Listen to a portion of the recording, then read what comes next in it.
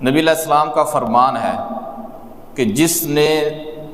ایک نیا کام اسلام میں، ایک اچھا کام اسلام میں جاری کیا، جس نے اسلام میں ایک اچھا کام جاری کیا تو جاری کرنے والے کو بھی ثواب ملے گا، اور اس کے بعد جو لوگ وہ کام کریں گے اس کا ثواب بھی جاری کرنے والے کو ملے گا۔ اسلام میں، دین میں جو کوئی اچھا کام جاری کرے گا تو جس نے جاری کیا اس کو بھی ثواب ملے گا،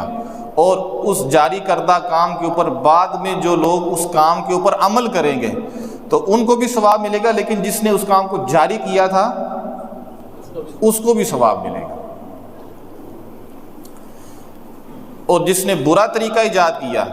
تو پھر اسی طرح اس کو گناہ بھی ملے گا، اور جو اس برے کام کو کرتا جائے گا اس کو بھی گناہ کرنے، جس نے اس کام کو جاری کیا تھا اس کو بھی گناہ ملتا جائے گا۔ ایک طرف تو یہ بات ہے، دوسری طرف یہ بات ہے کہ نبی علیہ السلام نے فرمایا دین میں، اسلام میں نئی چیز گمراہی ہے، یہ گمراہی یہاں ہے۔ اور ایک طرف آپ نے فرمایا جو میں نے پہلے آپ کو سنایا کہ جس نے اچھا کام کیا تو وہ کرنے والے کو بھی ثواب ملے گا، اور بعد میں جو لوگ کریں گے اس کا ثواب بھی پہلے کو ملتا رہے گا۔ ایک ہے اسلام کے اندر اچھا طریقہ، اور ایک ہے اسلام کے اندر بدعت۔ بولنے میں یہ ایک ہی لگ رہے ہیں، جیسے میں آپ کو بتا رہا ہوں نا، بولنے میں یہ ایک ہی لگ رہے ہیں، لیکن ہے اس میں فرق۔ اب وہ فرق سمجھنا ہے۔ نبی علیہ السلام کا جو ارشاد ہے کہ جس نے اسلام میں اچھا طریقہ ایجاد کیا، اچھا طریقہ، تو جو بندہ وہ کام کرے گا اس کو بھی ثواب، بعد والوں کا بھی پہلے کو ثواب ملے گا۔ اصل میں نبی علیہ السلام کا یہ جو فرمان ہے، اس فرمان کو سمجھنے کی ضرورت ہے کہ اصل میں یہ فرمان کہا کب گیا تھا، کیا واقعہ رونما ہوا تھا۔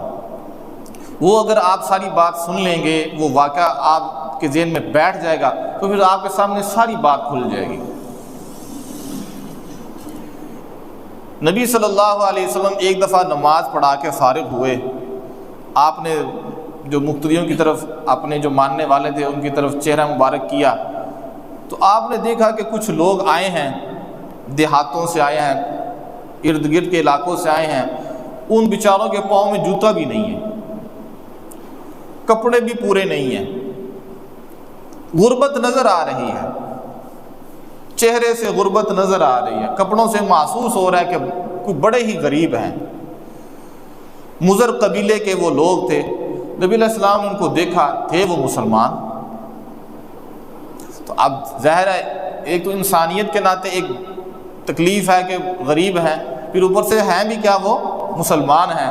تو نبی علیہ السلام بڑے غمگین ہوئے، آپ بڑے دکھی ہوئے کہ مسلمان ہیں، مومن ہیں، تو ان کی یہ حالت ہے۔ تو نبی علیہ السلام نے پھر اس وقت قرآن مجید کا درس دیا۔ نبی علیہ السلام نے سورۃ النساء کی آیات پڑھی، سورۃ النساء کی جو پہلی آیت ہے، یا ایھا الناس اتقوا ربکم الذی خلقکم من نفس واحدہ وخلق منها زوجها وبث منہما رجالا کثیرا ونساء، کہ اللہ سے ڈرو بھائی جس نے تم کو پیدا کیا، ایک جان سے پیدا کیا، آدم علیہ السلام سے پیدا کیا، پھر اس کا جوڑا پیدا کیا، پھر ایسا نظام بنایا کہ اس جوڑے سے کتنے انسانوں کو اللہ تعالیٰ نے پھیلا دیا، اتنے مرد پیدا کر دیے، کتنی عورتیں پیدا کر دیں۔ واتقوا اللہ الذی تساءلون بہ، اور اس اللہ سے ڈرو جس کا نام لے کے تم ایک دوسرے سے سوال کرتے ہو، جس کا تم واسطہ دیتے ہو۔ والارحام، اور قطع رحمی سے بچو۔ ان اللہ کان علیکم رقیبا، اللہ تمہارے اوپر نگران ہے۔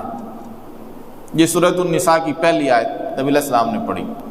اسی طرح پھر آپ نے سورہ حشر کی جو آخری آیات ہیں ان میں سے ایک کچھ حصہ پڑھا، یا ایھا الذین آمنوا اتقوا اللہ ولتنظر نفس ما قدمت لغد، ایمان والو اللہ سے ڈرو اور یہ دیکھو تم نے کل قیامت کے لیے کیا بھیجا ہے، اللہ کے سامنے پیش ہونا ہے، تم نے اس کے لیے کیا بھیجا ہے۔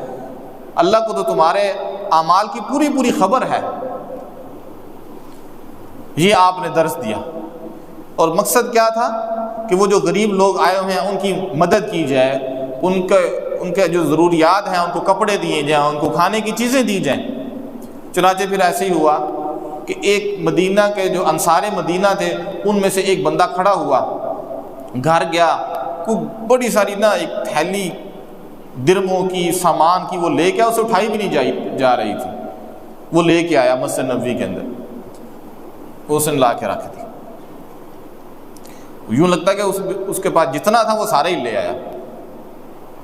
وہ لے آیا، اس نے رکھ دیا سارا کچھ۔ بعد میں ایسا ہوا کہ اس کے آ جانے کے بعد پھر کوئی کھانا لے کے آ رہا ہے، کوئی کھجوریں لے کے آ رہا ہے، کیونکہ نبی علیہ السلام نے یہ بھی ترغیب دی تھی کہ بھائی ان کی مدد کرو، چاہے کھجور کے ذریعے، کپڑوں کے ذریعے، اناج کے ذریعے، جیسے کیسے بھی ہوتے ہیں ان کی مدد کرو۔ جو آپ نے آیات پڑھی تھی نا، جو میں نے بتائی، انہی آیات کے اندر پھر آپ نے ان سے یہ بھی کہا کہ بھائی ان کی مدد کرو ان کی۔ تو پھر اللہ رہے کوئی جس کے پاس جو تھا، تھوڑا کھجور، کوئی اناج، کوئی ستو، جس کے پاس کوئی کپڑا تھا، جو تھا وہ لے آیا، جتنا وہ کر سکتا تھا وہ مسجد نبوی میں لے آیا۔ اور صحابی فرماتے ہیں کہ مسجد نبوی کے اندر ڈھیر لگ گیا، کپڑوں کا بھی ڈھیر لگ گیا اور کھانے کی چیزوں کا بھی ڈھیر لگ گیا۔ وہ پھر فرماتے ہیں صحابی کہ میں نے دیکھا نبی علیہ السلام کا چہرہ کھل اٹھا ہے، خوش ہو گئے نبی علیہ السلام کہ اتنا زیادہ تم نے دیا۔ تو نبی علیہ السلام کے چہرے مبارک کے اوپر نظر آ رہا تھا کہ آپ خوش ہو گئے، خوشی کے آثار آپ کے چہرے کے اوپر نمایاں تھے۔ اس موقع پہ پھر نبی علیہ السلام نے فرمایا کہ من سن فی الاسلام سنتا حسنتا، کیونکہ وہ پہلے ایک بندہ کھڑا ہوا تھا نا جو تھیلی لے کے آیا تھا، تو آپ نے فرمایا کہ جو اسلام میں اچھا طریقہ اختیار کرے گا تو بعد میں اس اچھے طریقے کے اوپر جتنے بھی لوگ عمل کریں گے جاری کرنے والے کو ثواب ملے گا۔ اب بعد میں جتنے لوگوں نے بھی خرچ کیا ان کو ثواب ملا، لیکن ان سب کا ثواب پہلے کو بھی ملا جو سب سے پہلے اٹھا تھا اور وہ گھر سے ایک تھیلی لے کے آیا تھا۔ خرچ کرنا یہ اس صحابی کے خرچ کرنے سے پہلے بھی تھا کہ نہیں تھا؟ پہلے بھی تھا، لیکن اس نے ایک ایسا کام کیا جو لوگوں کے لیے ایک سبق کا ذریعہ بن گیا۔ یہ تھا اس کا مطلب نبی علیہ السلام کے فرمان کا کہ ایک اچھا کام پہلے سے ہے، لیکن ایک آدمی نے ایسے طریقے سے وہ اچھا کام کر دیا کہ دوسرے اس کے پیچھے چلنے لگ گئے۔ ایک آدمی ہے، اس نے نمازی ہے، تو کسی بے نمازی نے اس نمازی کو ایسا دیکھا اس کا دل کرنے لگا کہ وہ بھی نماز پڑھے، یا کسی آدمی نے کسی کو دعوت دی اچھائی کی طرف، وہ بھی اچھائی کی طرف آ گیا۔ تو یہ ہے نیا طریقہ، یہ تو اچھی بات ہے، یہ ہے نیا طریقہ، یہ اچھی بات ہے۔ جب بندہ اس طرح کا کام کرتا ہے تو پھر جو لوگ بعد میں کام کرتے ہیں تو ان کو بھی اس کا ثواب ملتا ہے، جس نے اس کام پہ لگایا ہوتا ہے اس کو بھی ثواب ملتا ہے، عمل کرنے والوں کو بھی ثواب ملتا ہے۔ یہ مطلب نہیں ہے کہ ایک کام دین کے اندر ہے ہی نہیں اور ایک بندے نے اس کو دین کے اندر جاری کر دیا اور وہ اس پہ خوش ہے کہ جی میں نے تو ایک اچھا کام جاری کیا ہے۔ نہیں بھائی، وہ تو دین کے اندر تھا ہی نہیں، تو پہلے سے ایک کام موجود تھا، اس کو ایک ایسے طریقے سے کیا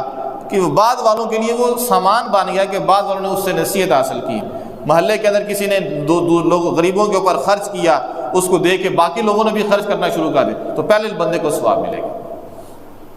ایک آدمی تہجد پڑھتا تھا، اس کو دیکھ کے کسی اور نے تہجد شروع کر دی، تو جو پہلے پڑھتا تھا اس کو بھی ثواب ملے گا۔ یہ ہے نبی علیہ السلام کا فرمان کہ اسلام میں نیا طریقہ۔ تو نیا طریقہ کا مطلب کہ پہلے سے ایک کام ہو رہا ہے لیکن اس کو ایسے طریقے سے کرنا کہ بعد والوں کے لیے وہ عمل کا ذریعہ بن جائے، بعد والوں کے لیے وہ ہدایت کا ذریعہ بن جائے، تو پھر پہلوں کو بھی ثواب ملتا ہے، بعد والوں کو بھی ثواب ملتا ہے۔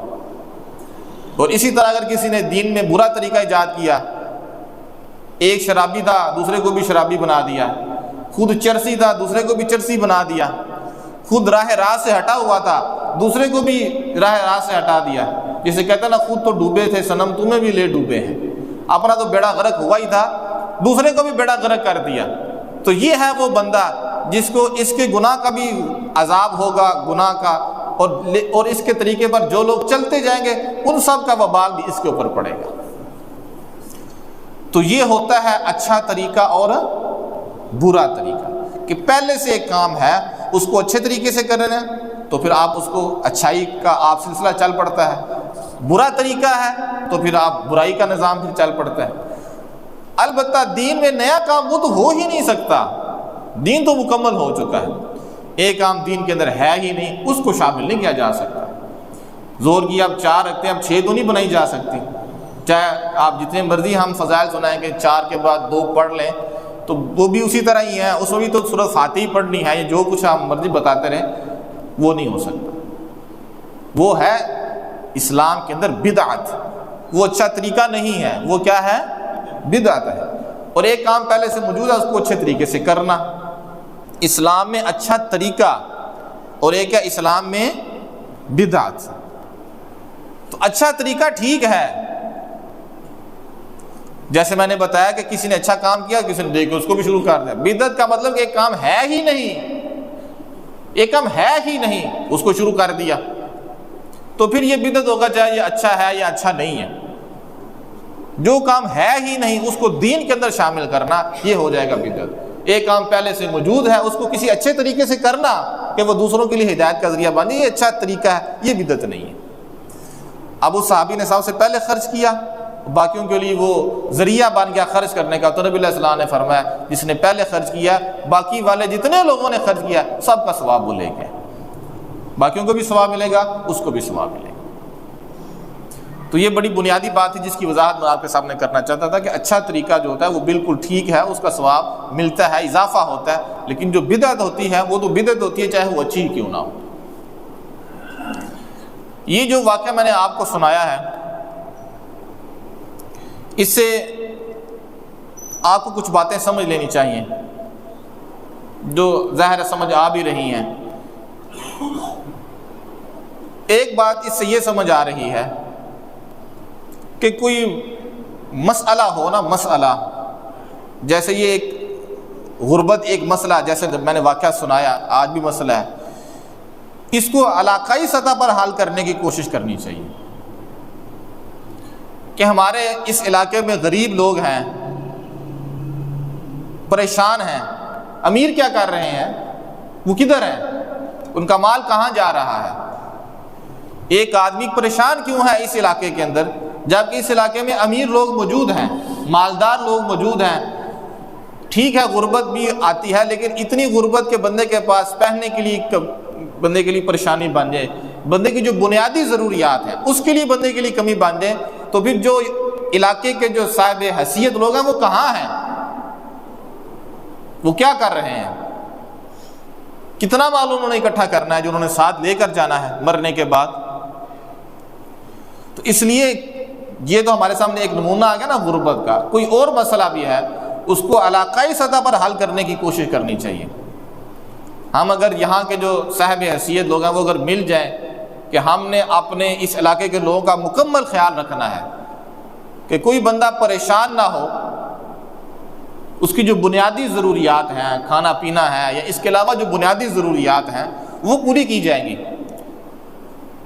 عیش و عشرت تو وہ تو پھر ظاہر ہے، وہ تو نہ ختم ہونے والا سلسلہ ہے۔ تو اس نبی علیہ السلام کے اس فرمان سے اور آپ کے اس واقعے سے معلوم ہوتا ہے کہ آپ نے کہا جب وہ غریب دیکھے تو آپ نے کہا بھائی لاؤ خرچ کرو ان کے اوپر، تو پھر لوگ لے کے آئے، ان کے اوپر خرچ بھی کیا گیا۔ تو اس لیے ضرورت ہے اس بات کی۔ آپ خود سوچیں کہ جیسے ہمارا علاقہ ہے، ہمارے ساتھ اور بھی علاقے ہیں، اس علاقے والے،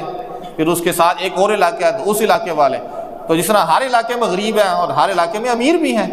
تو اگر امیر مل جائیں تو ایک سکون والا ماحول ہو جائے،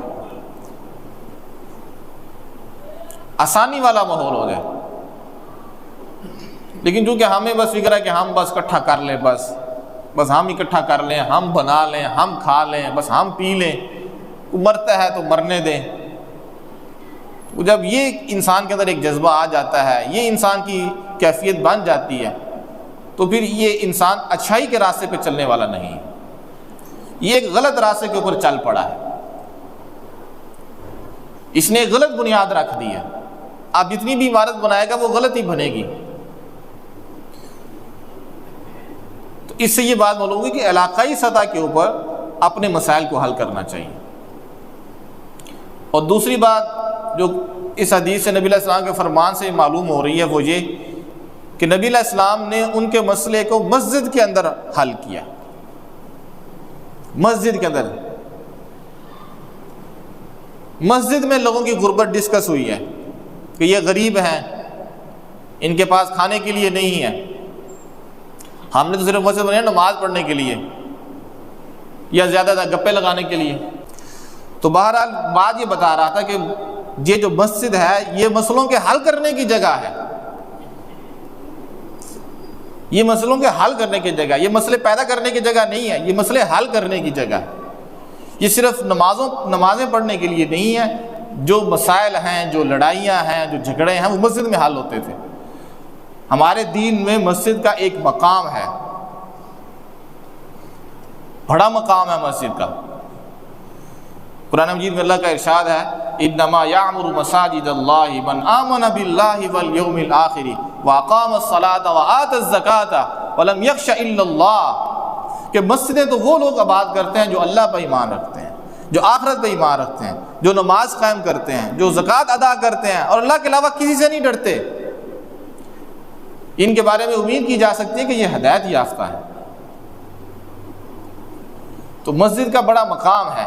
تو نبی علیہ السلام نے ان کی غربت کو مسجد کے اندر لا کے ڈسکس کیا اور لوگوں سے کہا کہ بھائی ان کی غربت کا مسئلہ حل کرو، ان کے اوپر خرچ کرو۔ تو اس لیے یہ بات بھی ایک قابل عمل ہے، اور ہم نے کچھ سنا ہے، دیکھا تو بھی خیر نہیں ہے، بس سنا ہے لوگوں کی زبان سے، اپنے دوستوں کی زبان سے سنا ہے، کچھ ایسی مساجد ہیں کہ جنہوں نے اپنا دائرہ وسیع کیا ہوا ہے، اور اس طرح کے جو رفاہی کام ہیں جو مسجد میں کسی زمانے میں ہوا کرتے تھے اب پھر وہ مساجد کے اندر ہو رہے ہیں۔ کوئی علاج معالجہ ہے، کوئی شادی کے مسائل ہیں، یا اس کے علاوہ اور بہت سارے جو ہمارے معاشرتی مسائل ہیں وہ مسجد کے ذریعے حل کیے جا رہے ہیں۔